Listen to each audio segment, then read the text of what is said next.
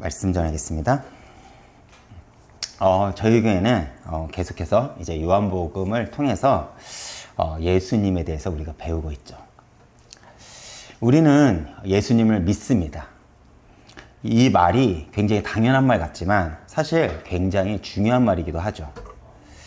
여러분, 믿는다는 것이 무엇일까요? 믿는다는 것은요, 내 확신, 내 감정에 근거하지 않습니다. 많은 이들이 은혜를 받았다, 나는 믿는다라고 할 때 대부분이 어디서 그 근거를 가져오냐면 내 감정, 그리고 자기 확신에서 가져옵니다. 그러나 진정한 믿음은 그 나에게서 내 감정 그리고 내 확신에서 비롯되지 않죠. 바로 대상에 근거합니다. 그래서 내가 그 믿음의 대상을요, 깊이 알면 알수록 우리는 그 믿음이 크다라고 이야기를 합니다. 다시 말해, 내가 예수를 세상보다 크게 알면요, 우리는 세상 앞에 담대해질 것이고요. 내가 예수를 믿더라도 세상보다 작게 한다면 우리는 세상 앞에 두려워 떨게 될 것이라는 것이죠. 그리고 요한복음은 그런 우리에게 예수님이 바로 하나님이라는 것을 처음부터 선포하고 시작을 하죠. 그래서 요한복음은 다른 복음서들과 달리 마태, 마가, 누가복음서와는 다른 결로 예수를 설명합니다. 그렇기 때문에 요한복음은 예수님이 하나님의 참 아들로서 우리의 구원자이신 메시아, 그리고 그리스도이심을 가장 확실한 방법으로 입증하기 위해 다른 복음서에서 나오지 않은 사건과 방법으로 예수님을 설명하고자 하죠. 그 가장 대표적 요한복음의 특징은 무엇입니까? 예수님께서 공생애를 하시면서 수많은 기적 가운데 기적을 행하셨습니다. 그런데 그 기적 가운데 요한복음 기자는요, 예수님의 그 7가지의 표적과 또 7가지의 예수님의 자기 선언을 통해서 예수가 누구인지를 이 요한복음을 읽는 독자에게 설명을 합니다. 그리고 오늘은요, 그 두 번째, 예수님의 자기 선언을 통해서 우리가 예수님에 대해서 조금 더 깊이 알아보는 시간이 되었으면 좋겠습니다.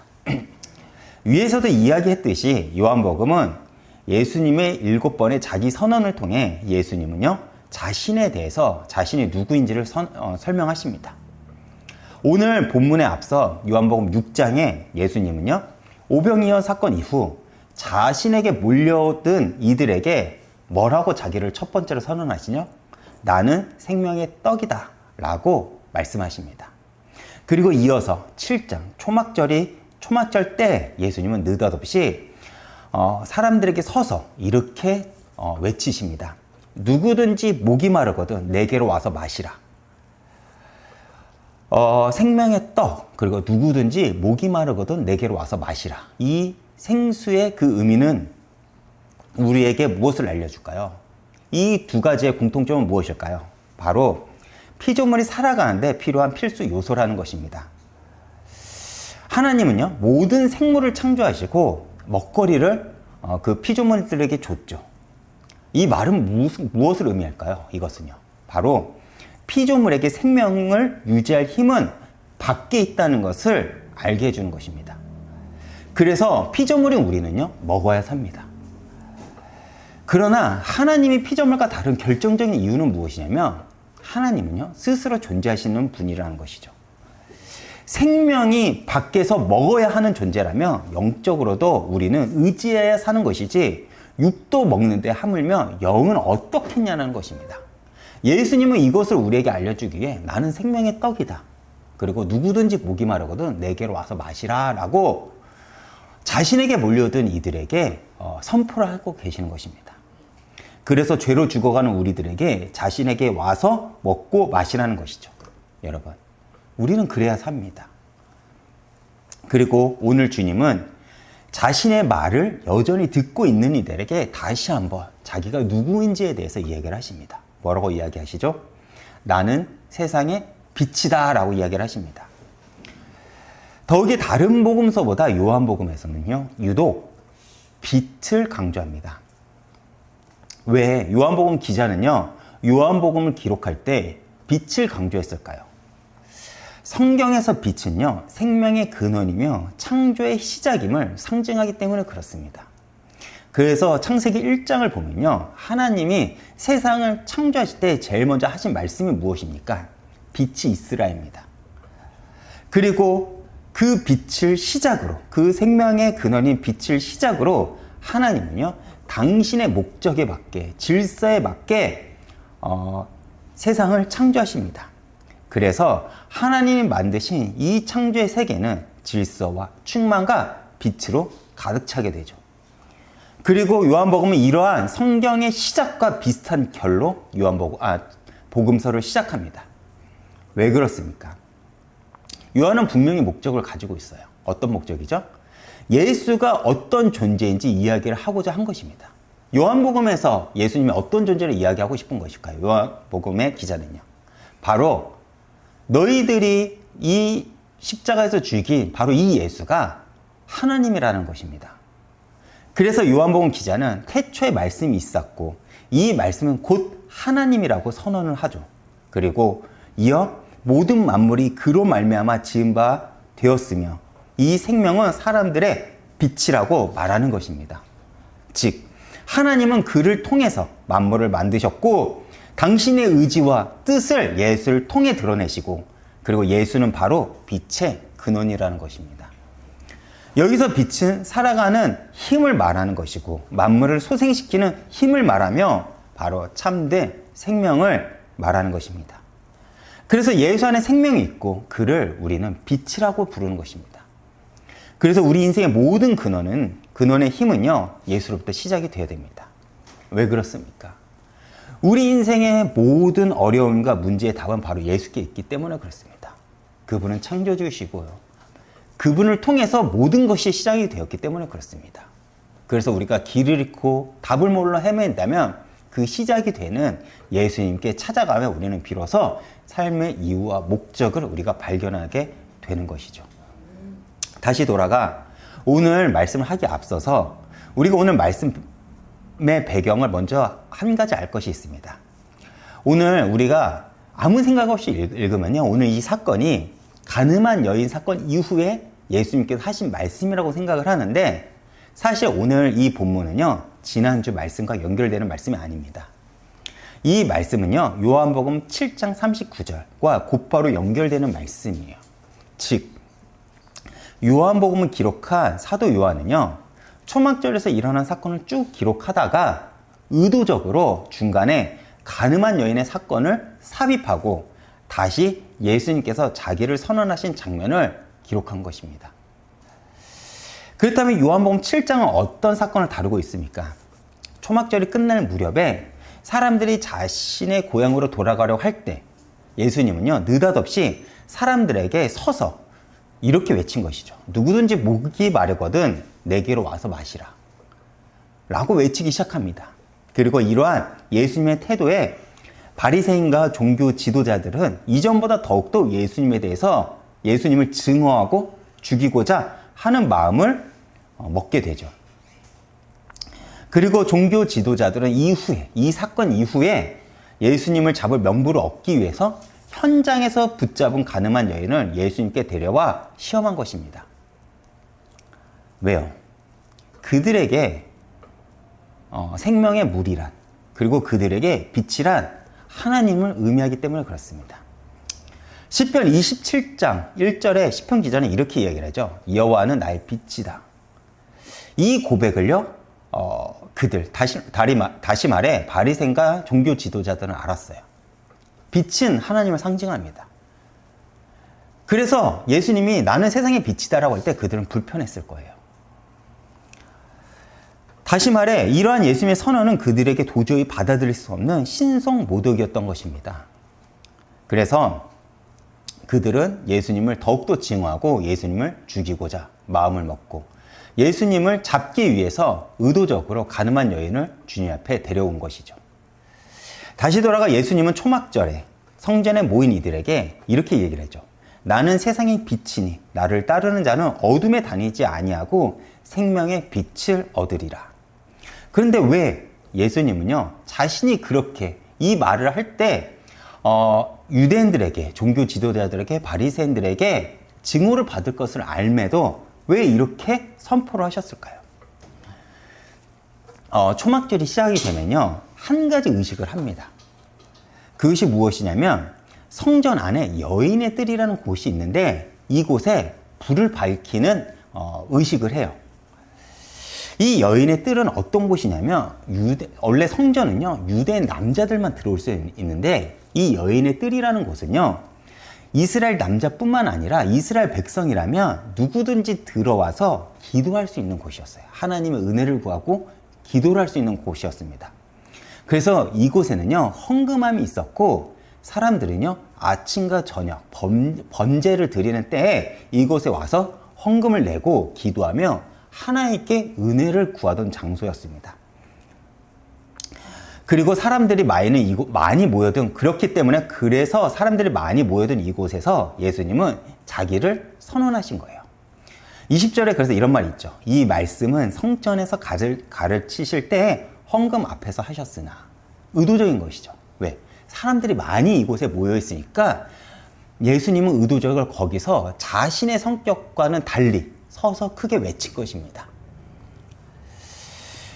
초막절 기간에는요 누구든지 들어와 하나님의 은혜를 구하는 이 여인의 뜰에 불을 밝힙니다. 그리고 그 성전에서 밝혀진 빛은요 예루살렘 그 온 도시의 빛을 비추죠. 그리고 그 빛을 초막절 기간 동안에는요 밖에서 초막절을 지내는 이들에게 하나님께서 구름 기둥과 불 기둥으로 그들을 인도하셨다는 것을 초막절 기간 내내 상기시킵니다. 제가 이전에 설명했죠. 초막절은 어떤 날이죠?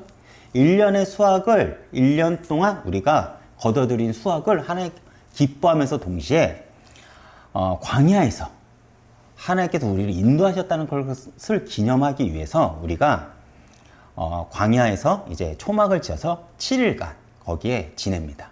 즉 가장 즐거우면서도 불편한 날이 바로 초막절이에요.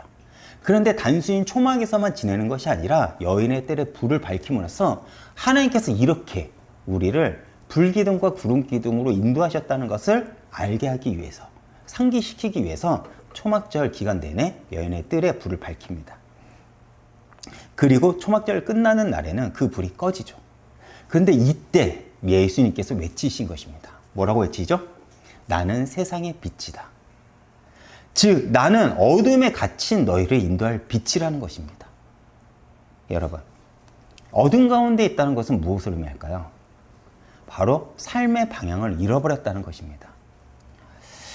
제가 강단에서 계속 신앙에 대해서 말하는 것이 있습니다. 그것이 무엇이냐면 신앙은 방향성이라는 것입니다. 왜 그렇습니까? 성경에서 말하는 죄란 관역에서 벗어난 것을 이야기를 합니다. 즉 내가 아무리 열심히 살아도 내 삶의 방향이 하나님과 벗어난다면 그것은 성경에서 죄라고 이야기를 하는 것입니다. 그 삶을 가르쳐 어둠 속에 있다고 성경은 이야기를 하는 것이죠. 그래서 요한복음 8장 12절의 말씀은요 내가 이 세상에 왜 왔는지를 이야기를 하는 것입니다. 그리고 예수님을 따르는 사람은 어둠 속에 거하지 않는다고 예수님은 자신을 둘러싸고 이들에게 외치고 계시는 것입니다. 어둠 속에 거하지 않는다. 다시 말해 생명의 빛에 나는 거하게 된다. 무슨 의미일까요? 내 삶의 의미와 목적, 방향이 정해진다는 것이죠. 더 이상 내 삶이 왜 내가 어디서 왔으며 무엇 때문에 살고 내가 어디로 갈 것인지에 대한 그 고민이 없어진다는 것입니다. 그렇기 때문에 예수를 만나면 우리는 흔들리지 않는다는 것이죠. 이때 바리새인들의 반응은 무엇입니까? 13절입니다. 내가 너를 위하여 증언하니 내 증언은 참되지 않다라고 합니다. 즉 이들은 예수님의 이러한 선언에 자신들이 인정할 수 없다는 거예요. 그리고 이 말엔 사실 성서적 근거도 있습니다. 신명기 19장 15절에 보면요. 모든 증언에는 증언적 가치가 있기 위해서는 2명 이상의 증언이 있어야만 그 가치가 인정이 됩니다. 왜냐하면 내가 증언한 내가 거짓말을 할 수 있잖아요. 그래서 내 이 증언을 입증해준 또 다른 증언이 필요하다는 거야. 이러한 이들의 반응에 예수님은 뭐라고 하십니까? 14절입니다. 예수께서 이르시되 내가 나를 위하여 증언하여도 내 증언이 참되니 나는 내가 어디서 오며 어디로 가는 것을 알거니와 너희는 내가 어디서 오며 어디로 가는 것을 알지 못하느니라. 분명 바리새인들은 신명기 율법을 근거로 두 명 이상이 있을 때에만 그 너의 증언이 인정이 된다고 이야기를 했지만, 예수님은 내가 나를 위해 증언해도 나는 참되다라고 이야기를 하십니다. 그들이 들었을 때는 어이가 없었겠죠. 야, 너의 증언이 참되다면 그 증언을 다시 증언할 그 증인을 데리고 오라는 것인데, 예수님은 그럴 필요가 없다는 거예요. 그리고 그들이 받아들이지 못할 대답만을 하십니다. 그리고 뒤이어 예수님께서 뭐라고 하시죠? 내 증언이 참될 까닭은 내가 어디서 오며 어디로 가는지를 알기 때문이다 라고 이야기를 하십니다. 이 말이 참 중요해요. 왜냐하면 요한복음에서 일관적으로 예수님은요, 일관되게 자신을 보냄을 받은 자라고 이야기를 하십니다. 이러한 예수님이 가지고 있는 이 말씀은요, 요한복음에서 처음부터 끝까지 일관됩니다. 보냄을 받았다는 것. 어떤 의미가 있죠? 보내신 이가 있다는 것입니다. 그렇다면 예수님을 보내신 이는 누구입니까? 바로 하나님, 성부 하나님입니다. 그러니까 예수님은 철저히 자기 삶을 어떻게 규정했냐면, 하나님으로부터 보냄을 받았고 때가 되면 하나님께로 돌아가야 할 존재로 인식을 했다는 것입니다. 그렇기 때문에 예수님은요, 자신이 하나님임에도 구약의 그 말씀에 철저하게 순종을 하심으로써 그 말씀을 지켜가면서 살았다는 것이에요. 여러분, 성부 하나님은요, 창조를 계획합니다. 그렇죠? 그리고 성자 하나님은요, 구원을 성취시키시죠. 그런데 그 구원을 어떻게 성취시키신지 아십니까? 철저히 하나님에게 복종하심으로써 그 구원을 성취하고 가십니다. 그리고 성령 하나님은요, 그 일을 어떻게 진행하시냐면, 성자 예수님의 모든 말씀과 모든 사역을 근거로 역사를 하십니다. 이렇게 삼위일체 하나님은요, 우리에게 역사를 하시죠. 우리가 말씀을 보고 듣고 익히는 이유가 바로 여기 있다는 것입니다. 다시 돌아가 예수님은 하나님으로부터 자신이 보냄을 받았고 때가 되면 하나님에게로 돌아가야 할 존재로 인식을 했습니다. 그리고 이것이 예수 그리스도만 그런 것이 아니라 예수를 통해 진리를 발견한 모든 사람들의 고백이 되기도 하죠. 그래서 우리 역시 세상의 빛으로서 보냄을 받은 자가 됩니다. 보냄을 받았다는 것, 이것은 보냄 분이 있다는 것이기도 하지만 사실 보냄 목적도 있습니다. 이것을 우리는 뭐라고 부르냐면 소명이라고 합니다. 즉, 하나님께서 이 세상에 드러내는 존재로서 우리를 부르시고 또 부르신 목적을 가지고 우리를 다시 세상에 보내신 것입니다. 그런데 오늘날 교회는 어떻습니까? 그 보냄의 목적을 잃어버리고 삽니다. 많은 이들이 예수를 믿는다고는 합니다. 그러나 정작 빛을 잃어버린 것입니다. 그렇게 오늘날 세상은요, 교회를 외면하는 것이죠. 여러분, 오늘날 우리가 예수님의 가르침에 주목할 것은 무엇입니까? 다시 제가 오늘 본문 요한복음 8장 12절을 읽어보겠습니다. 나는 세상의 빛이니 나를 따르는 자는 어둠에 다니지 아니하고 생명의 빛을 얻으리라. 여기서 우리가 주목할 것은 무엇이냐면, 주님은 자신을 믿으라고 말씀하지 않았습니다. 뭐라고 말씀하셨죠? 자신을 따르라고 말씀하십니다. 이것을 우리가 주목해야 돼요. 오늘날 예수를 믿는다고 고백하는 사람들은 많습니다. 그러나 예수님을 따르는 자는 적다는 것이죠. 왜 그럴까요? 많은 경우 복음은요, 우리의 욕망을 거스르기 때문에 그렇습니다. 오늘날 많은 사람들이 예수를 믿는다곤 하지만 빛을 발하지 못하는 이유는 바로 예수를 잘못 믿었기 때문에 그렇습니다. 흔히 우리는 이러한 사람들을 가르쳐 이렇게 부르죠. 가짜 크리스천. 이들 역시 예배를 드립니다. 헌신도 하고 전도도 하고 신앙생활에 열심도 가집니다. 그리고 그들은 스스로 자신은 진짜 크리스천이라고 생각하기도 하죠. 그런데 가짜입니다. 가짜도 은혜 받을 수 있고요. 가짜도 신비한 체험을 할 수도 있고요. 가짜도 말씀을 가지고 사역을 할 수도 있습니다. 그런데 마태복음 7장을 보면요, 예수님이 그런 그들에게 이렇게 말씀하시죠. 나더러 주여 주여 하는 자마다 다 천국에 들어갈 것이 아니요. 그러면서 뒤이어 이렇게 말씀하십니다. 나는 너희를 도무지 알지 못한다. 왜요? 그 사람이 가짜니까. 나는 진짜만 알아볼 수 있다는 것입니다. 여러분, 가짜도요, 하나님을 믿는다고 고백합니다. 가짜도요, 예수는 그리스도로 고백을 합니다. 가짜도요, 나가서 전도도 하고요, 가짜도 권능을 행합니다. 그 대표적인 사례가 무엇입니까? 이단들이겠죠. 이단들은요, 이단들에게 가도요, 신비한 체험도 있고요, 역사도 있고요, 은혜도 있습니다. 그런데 그들을 가리켜 진짜라고 부를까요? 그렇지 않죠. 그런데 그러한 가치가 오늘날 우리들에게는 없나요? 우리들에게도 있습니다. 그런데 가짜 크리스천의 핵심적인 특징이 하나가 있어요. 그것이 무엇일까요? 바로 자기 중심적이라는 것입니다. 하나님을 믿지만 자기 중심적으로 믿고, 예수를 고백하지만 자기 중심적으로 고백을 합니다.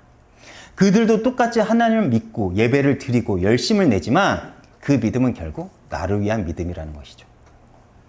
그런데 안타까운 것이 무엇이냐면 오늘날 수많은 이들이 이런 식의 믿음으로 가지고 신앙생활을 한다는 것입니다. 왜요? 나는 복받고 싶으니까, 내 소원이 성취되고 내 꿈은 이루어져야 되고 내 삶은 만사가 형통해야 되니까, 그래서 하나님도 나 때문에 계셔야만 한다는 것이죠. 내 바람과 뜻이 이루어지지 않으면 과감히 돌아서는 것이 오늘날 우리들의 모습이 아닐까요? 그런데 이것은 가짜들의 특징이라는 것입니다. 여러분, 이것을 우리는 기독교라고 하지 않습니다.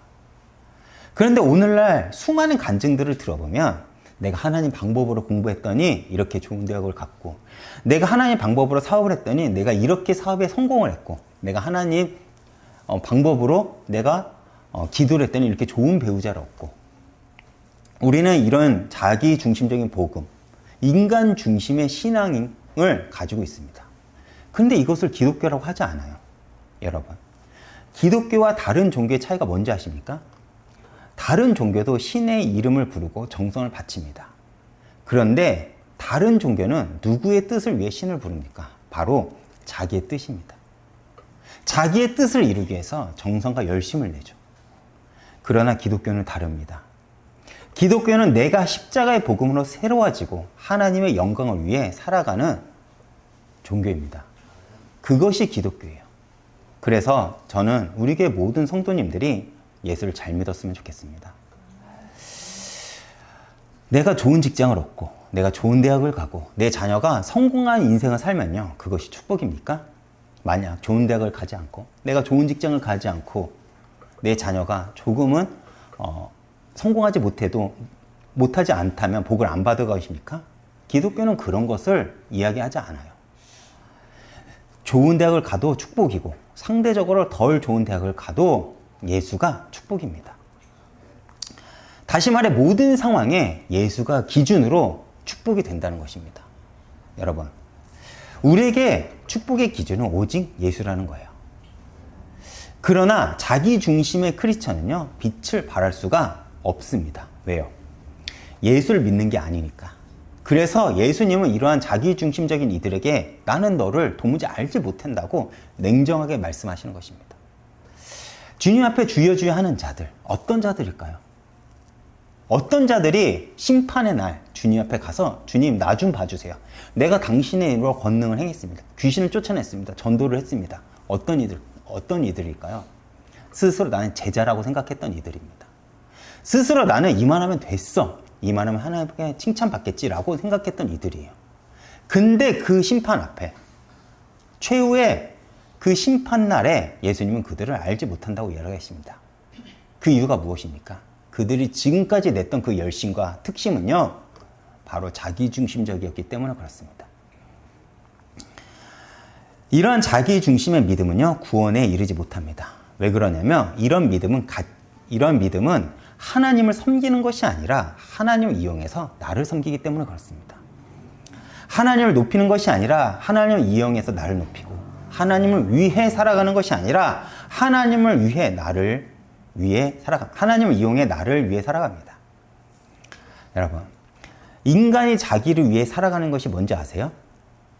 그것을 가리켜 성경에서요, 죄라고 얘기를 합니다. 죄의 본질이죠. 그 대표적인 사건이 창세기 3장 선악과 사건 아닙니까? 수많은 사람들이 교회를 다니지만 이렇게 예수를 믿기 때문에 오늘날 교회가 이렇게 많아도 세상에 빛을 발할 수 없는 것입니다. 그렇다면 어떻게 우리는 다시 복음을 회복하고 부흥을 기대할 수 있을까요? 단순합니다. 예수를 잘 믿으면 됩니다.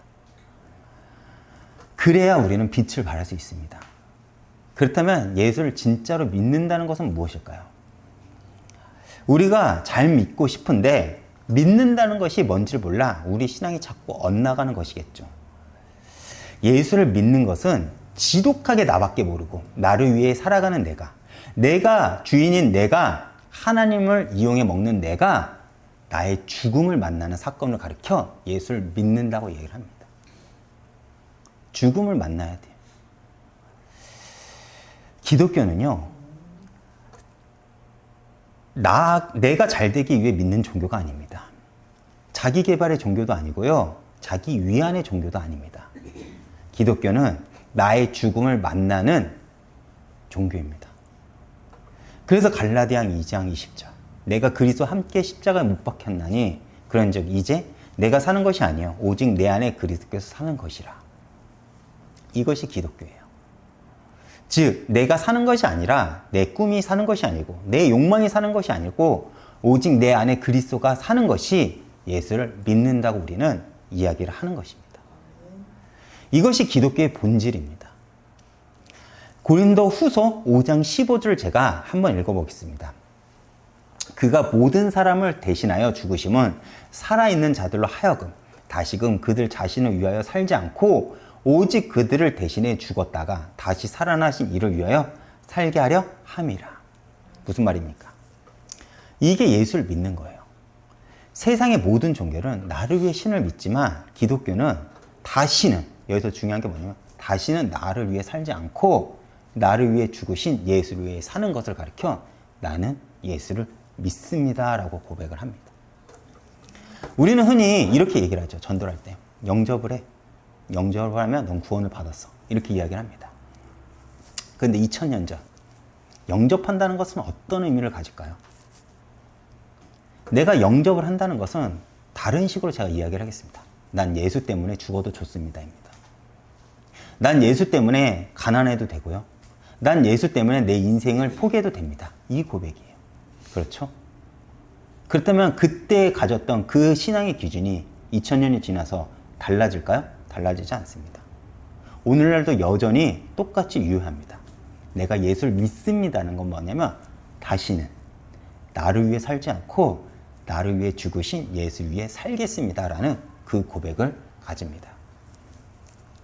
결론입니다. 여러분, 많은 바리새인들과 종교 지도자들이 예수님의 증언이 거짓이라고 얘기를 합니다. 왜요? 증언한 자가 너밖에 있지 않지 않냐라는 그 이유 때문이죠. 너 한 사람밖에 없지 않냐. 그런데 예수님의 증언이 왜 참됩니까? 아까 신명기 율법에 근거하면 2명 이상의 증인이 있어야만 그 증언에 가치가 있다고 이야기를 합니다. 그런데 예수님에 대해서 또 누가 증언하고 있죠? 18절입니다. 18절에 예수님이 이렇게 얘기를 합니다. 아버지가 나를 위해 증언한다. 그렇게 예수님의 증언은 참되며 그분은 참 생명의 빛이 된다는 것입니다. 그리고 이 빛 대신 예수를 누가 경험합니까? 바로 지난주 우리가 보았던 가늠한 여인입니다. 이 여인은 어떤 인생을 살았을까요? 아마 죄의 어둠 속에 갇혀 살아가던 자였습니다. 만약 그가 삶의 목적을 알고 내가 어떤 삶의 의미를 알고 뜻을 안다면 그녀가 간음을 했겠습니까? 그렇지 않죠. 삶의 목적이 없고 내가 이 땅에서 왜 살아가야 될지 내가 어디로 가야 되는지를 모르기 때문에 그 여인은 간음하였습니다. 그녀는 자기가 죄인이라는 걸 알아요. 어둠 속에서 살아가던 여인이었죠. 그런데 그녀는 참된 빛 대신 예수님을 만나 삶의 의미와 목적을 발견하게 됩니다. 그래서 요한복음 7장에 요한은 7장에 이어 바로 이 예수님의 선언을 기록하지 않고 바로 이 간음한 여인을 의도적으로 삽입하여 우리들에게 예수님이 왜 생명의 빛이 되는지 세상의 빛이 되는지 우리에게 이야기를 하고자 하는 것입니다. 여러분, 현장에서 가늠하다 붙잡힌 여인의 삶은 어둠 가운데 있던 삶이었습니다. 그리고 그 죄로 인해 그 삶의 방향을 잃어버린 여인의 결과는 무엇입니까? 사망입니다. 그렇죠. 현장에서 붙잡힌 여인, 율법에 의하면 뭐라고 합니까? 죽이라고 합니다. 그렇죠. 그 죄의 삭은 뭐라고 하죠? 사망입니다.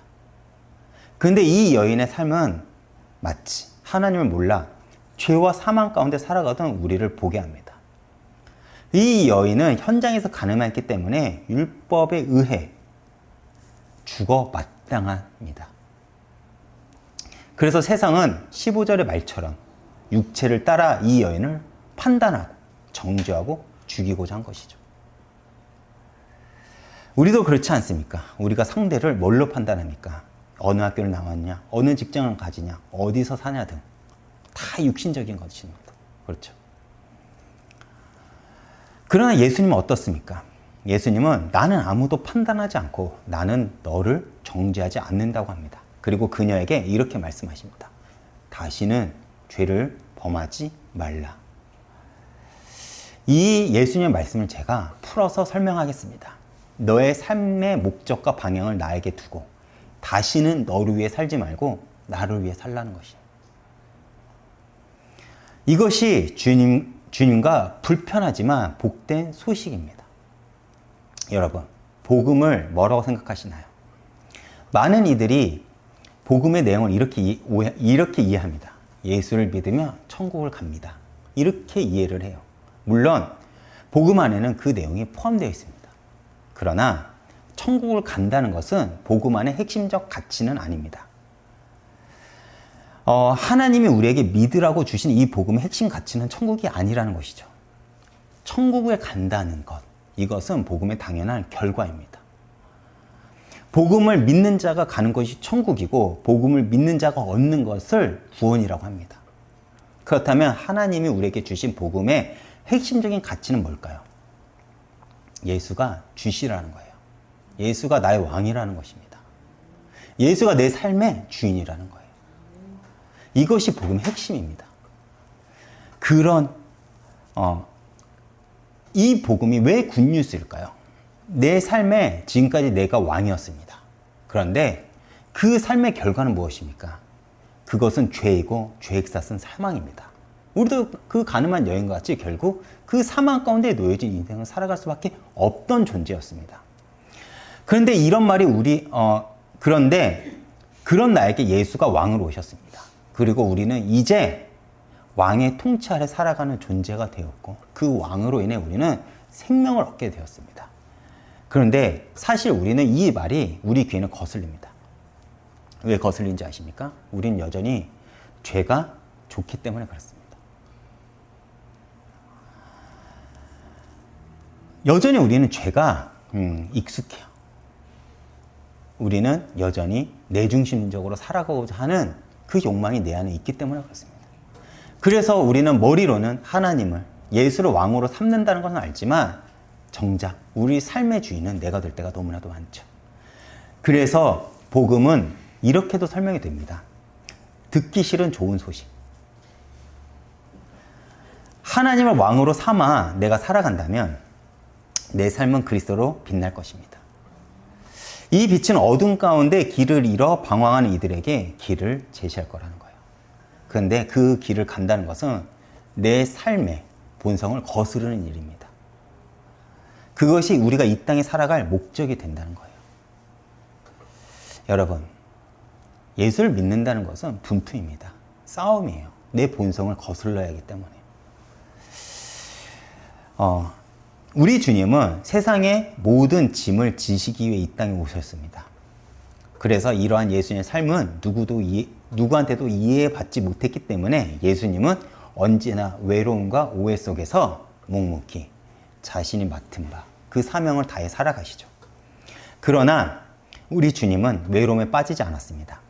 어떻게 그럴 수 있을까요? 오늘 본문의 말씀처럼 내 아버지는 나와 함께 계시다라는 것을 예수님은 알았기 때문에 그렇습니다. 그런데 하나님이 예수님과 늘 함께 계신 까닭, 그건 뭘까요? 제가 29절의 말씀 제가 읽어보겠습니다. 나를 보내신 이가 나와 함께 하시는 도다. 나는 항상 그가 기뻐하신 일을 행함으로 나를 혼자 두지 아니하셨느니라. 우리는 어떻게 기도하죠? 하나님, 나와 함께 해주세요. 왜 함께 해달라고 하죠? 내가 하고 싶은 게 있어요. 내가 이루고 싶은 게 있어요. 내가 기뻐할 만한 일인데 이게 성취되기 위해서 하나님, 나와 함께 해주세요 라고 기도를 합니다. 그렇죠? 그런데 예수님은 그렇게 기도하지 않으시죠. 하나님이 내 곁에 계시도록 하는 방법을 예수님이 우리에게 알려주십니다. 그것이 무엇이냐면 하나님이 기뻐하는 일을 하면 됩니다. 다시 말해, 내가 기뻐하는 일이 아닙니다. 내가 불편해도, 내가 억울해도, 내가 손해를 봐도요, 하나님이 기뻐하는 일을 하면 하나님이 나와 함께 하시다는 것을 우리는 확인할 수 있다는 것입니다. 이것을 다른 말로 하겠습니다. 십자가를 지라는 거예요. 여러분, 십자가는요, 운명이 아닙니다. 선택이죠. 십자가를 피하려고 마음먹고자 한다면 언제든지 피할 수 있습니다. 십자가는 선택이라는 걸 여러분 잊지 않았으면 좋겠습니다. 그때 우리는 하나님께 내 삶을 고정하며 담대히 살아갈 수 있죠. 더 이상 흔들리지 않는 인생을 살아간다는 것입니다. 이렇게 한 주도 빛대신 주님과 함께하며 승리하는 날들이 되시길 축원드리겠습니다. 제가 이번 주 찬양은요, 예수 우리들의 밝은 빛을 준비했습니다. 여러분, 예수님은 세상의 모든 짐을 지시고 묵묵히 살아가셨죠. 그리고 언제나 외로움 속에 살아가셨습니다. 여러분, 위에서도 얘기를 했지만 예수님은 하나님이시지만 철저하게 하나님의 말씀, 성부 하나님 말씀에 복종을 하셨습니다. 그렇게 하심으로써 하나님, 아버지가 나와 함께 계시다는 것을 우리에게 알려주고 계시죠. 우리는 하나님께 자꾸 요구를 하는 것들이 있습니다. 그것이 무엇이냐면 내 꿈을 이뤄주세요. 내 비전을 이뤄주세요. 내 욕망을 성취시켜주세요. 아니요. 하나님 기뻐하는 일, 우리는 그것만 하면 됩니다. 그리고 하나님이 하실 일은요, 우리는 하나님께 맡기면 된다는 거예요. 그것을 가리켜 우리는 신앙생활이라고 합니다. 그때 주님은 우리의 삶의 슬픔을 거두시고 내 삶에 참된 자유를 주실 것입니다. 그리고 우리의 삶은 더 이상 어둠 가운데 방황하지 않고 담대히 세상에서 빛을 비추는 삶을 살아갈 거예요. 오늘도 이 찬양을 통해서 큰 은혜 받으시길 축원드리겠습니다.